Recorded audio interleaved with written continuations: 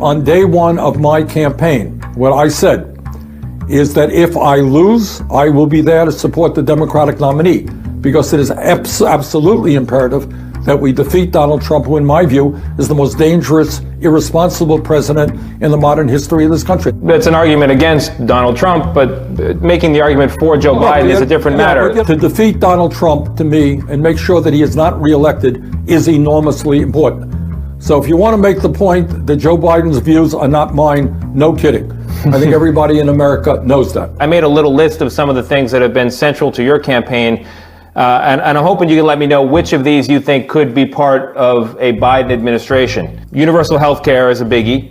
Free college for all, canceled college debt, national rent control, a ban on fracking, a wealth tax, marijuana legalization, a 50% reduction in the prison population. These are all things you've campaigned on that have made you popular. Joe Biden doesn't support any of them.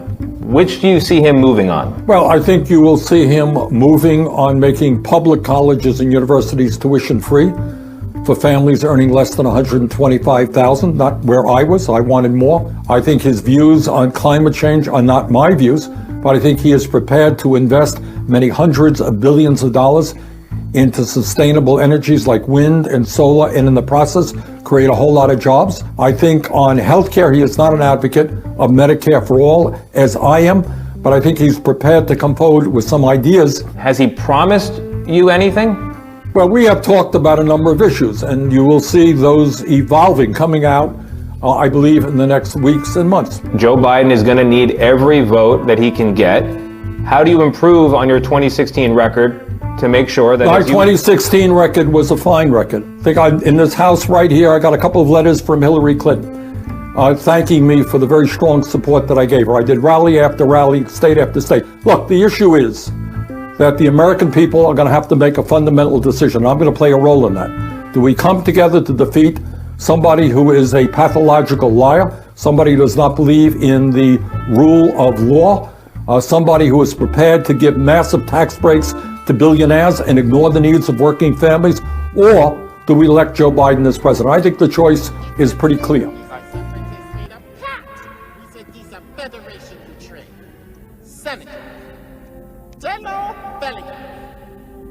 In response to this direct threat to the Republic, Misa proposed that the Senate give immediately emergency powers to the Supreme Chancellor. It is with great reluctance that I have agreed to this calling. I love democracy. I love the Republic. The power you give me, I will lay down when this crisis has abated.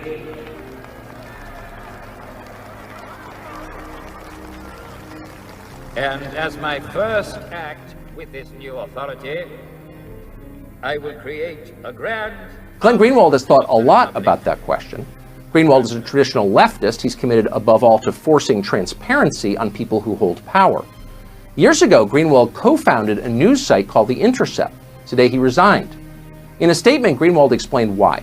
Quote, "The Intercept's editors, in violation of my contractual right of editorial freedom, censored an article I wrote this week, refusing to publish it unless I removed all sections critical of Democratic presidential candidate Joe Biden, the candidate vehemently supported by all New York-based Intercept editors involved in this effort at suppression." Well, the news organization that I co-created was in 2013 at the height of the Snowden reporting. I left The Guardian to do it because I was seeing that there were a lot of constraints imposed on journalism and our ability to report freely against governments, against power centers, against all kinds of institutions that wield authority. And the premise of the news outlet, the core overarching premise, the reason it was created was to ensure that journalists would always have complete journalistic independence and editorial freedom, never have to pull punches journalistically or pay homage to pieties because of the preferences, the partisan or ideological preferences of editors or of anybody else. That was the core founding idea and vision. And then that is what makes it so amazing that at the very outlet that I co-created, that was built on my reputation, my credibility, my journalistic accomplishments, then tried to intervene to censor me 6 days before an election because I wanted to publish reporting and analysis about the evidence that raises serious questions about the conduct of the candidate that all of the editors at that outlet vehemently and enthusiastically support. I would imagine that some of our viewers don't read The Intercept. You live outside our country, which is one of the reasons I think you say what you think is true. Tell us what this portends for the future here in the United States. So The Intercept was actually, for a while, a unique publication, and I think the vision I just described is one reason, but another was that it was intended, above all else, to be highly skeptical of the claims of intelligence agencies. At the time when we were doing the reporting, the attacks were coming from the NSA, the CIA, the deep state against me, against my source, Edward Snowden, and against the reporting. And we knew they were lying constantly and disseminating propaganda in a very powerful way. So we set out to say, we're going to investigate them. We're going to be skeptical of them. We're going to subject their assertions to critical scrutiny.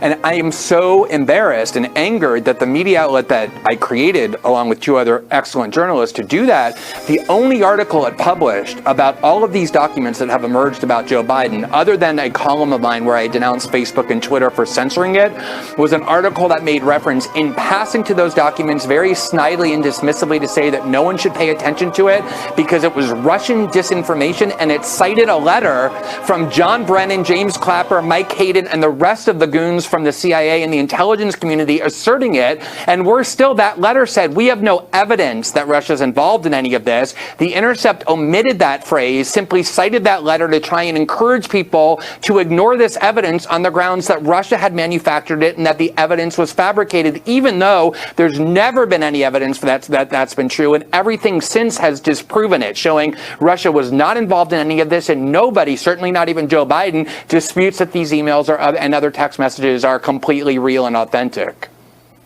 It's horrifying. So what you're watching is agencies of the U.S. government turning their awesome and unconstrained powers against the American population. This is the real story of the last 4 years of the Trump administration, which is that for a long time on the left, there was a healthy skepticism of the CIA. Yes, there was. There was a lot of anti-war activism in the Bush and Cheney years. That has all disappeared. And the reason it's disappeared is because the CIA, from the very first days of the Trump administration, even before he was inaugurated, devoted themselves to sabotaging the administration because Donald Trump questioned just a few of their pieties. And that can't be done in Washington. Whoever does that must be destroyed. And so the CIA and the deep state operatives became heroes of the liberal left, the people who support the Democratic Party. They're now in a full union with the neocons, the Bush Cheney operatives, the CIA, Silicon Valley, and Wall Street. That is the union of power, along with mainstream media outlets that are fully behind the Democratic Party, which is likely to at least take over one branch of government, if not all of them, in the coming election. And that is a very alarming proposition because they're authoritarian, they believe in censorship, and they believe in suppression of information that exposes them in any kind of a critical light.